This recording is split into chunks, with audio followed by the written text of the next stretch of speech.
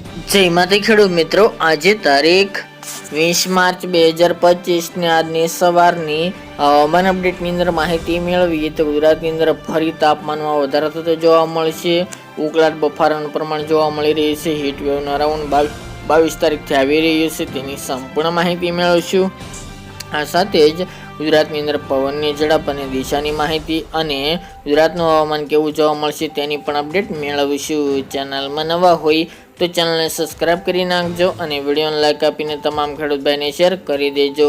ખાસ કરીને ગુજરાતની અંદર હોળી ધૂળેટીના તહેવારો બાદ હવે ગુજરાતની અંદર ફરીવાર તાપમાન ધીરે ધીરે વધી રહ્યું છે, પરંતુ તે પહેલાં ગુજરાતના ઘણા ભાગો ખાસ કરીને દરિયાઈ પટ્ટી, જેમાં દક્ષિણ ગુજરાત હોય, સૌરાષ્ટ્ર કચ્છના દરિયાકાંઠાના ભાગોની અંદર ખાસ કરીને મિત્રો ગરમીની સાથે ઉકળાટ અને બફારાનું પ્રમાણ પણ જોવા મળી રહ્યું છે. છેલ્લા 2 દિવસથી ઉકળાટનું પ્રમાણ વધી રહ્યું છે. આગામી જો 2 દિવસ દરમિયાન આ દરિયાકાંઠાના ભાગોની અંદર અરબ દેશના જે ભેજ પવનો આવી રહ્યા છે, ખાસ કરીને અરબી સમુદ્રના, જેના કારણે ગુજરાતમાં આ હવામાનમાં ફેરફારો જોવા મળી રહ્યા છે.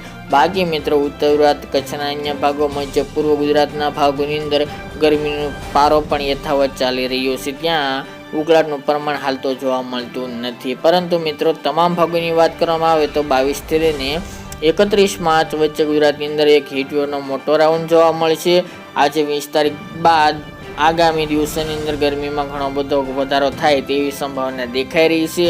આ સાથે જ મિત્રો 20 એપ્રિલથી ગરમી વધુ પડવાની પણ શક્યતાઓ દેખાઈ રહી છે, એટલે કે ભયંકર ગરમીનો રાઉન્ડ 20 એપ્રિલ આસપાસ જોવા મળે તેવી સંભાવના રહેલી છે.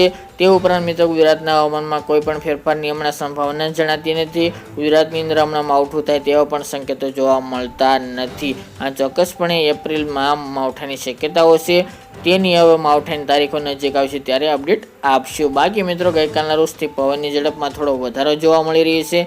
ખાસ કરીને જે અરબી લાગુ વિસ્તાર એટલે કે સૌરાષ્ટ્રના ભાગો, દક્ષિણ ગુજરાત અને કચ્છના ભાગોની અંદર પવનની ઝડપમાં સામાન્ય થોડો વધારો બપોર દરમિયાન જોવા મળી રહ્યો છે, પરંતુ કોઈ મોટો વધારો થાય તેવી શક્યતા જણાતી નથી.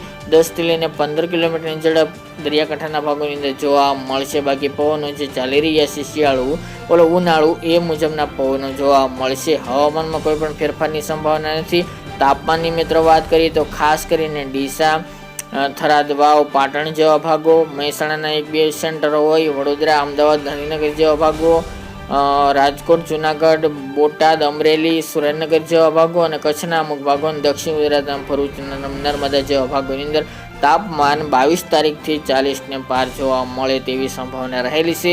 બાકીના ભાગોની અંદર પણ 40-41 ડિગ્રી તાપમાન જોવા મળશે આગામી દિવસોની અંદર.